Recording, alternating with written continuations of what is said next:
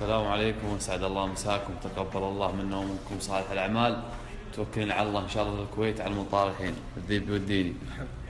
يلا يلا يلا يلا خذ الشنطة. ايش فايدتك؟ اخوان صغار ما عندهم فايدة. وانا لا منع.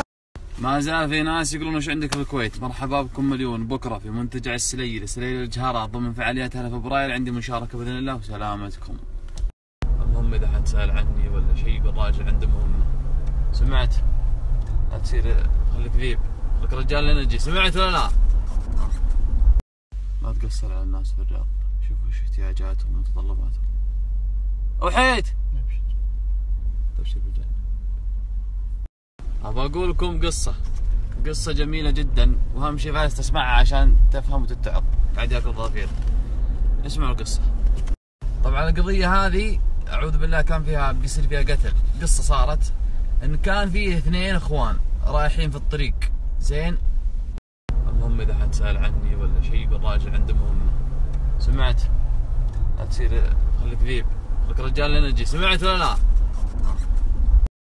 فالأخو الكبير غضب وقال لأخوه الصغير انزل، بس شوف الكبر حس إنه ناقص هوا اللي تحت، نبغى يدعسه، عرفتوا؟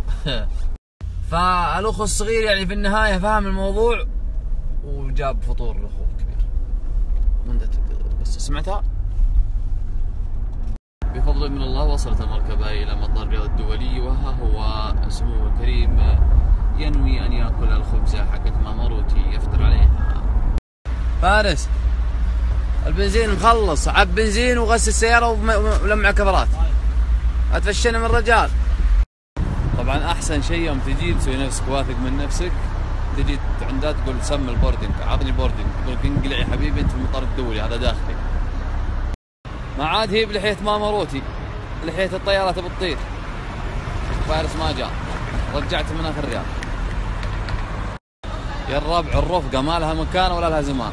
عن الربع ذول جايبين خويه في المطار. روخ يمشي صديق خلاص سفر يلا. وش قايل يا ابن الحلال والله اني احسب انه هنا. خلاص لا معلمك انا والله اني احسب انه هنا. حقك جاي من اخر الرياض. يا حياة الشقا، راحت حياتي كلها بين باكستان والهنود. شوفوا الناس اللي عايشين في البزنس عيل لا يرغب ذا. شوف غرفة خاصة تبطح. في طريقة سووها ترونها مفيدة جدا، اللي هو النعناع والليمون. زي ما هو الليمون لا تقطعه، حطه زي ما هو. هذه حطيتها في المويه هذه وخلوها اشربوها بالعافية. السعودية رقم 510 والمتجهة إلى. من اللي منكم قد ضرب بالنعمة لين وبعدها لقى الشيء اللي يحبه؟ شوف طبعا هذا أنا حصلته في تركيا، هذا الشيء عشق.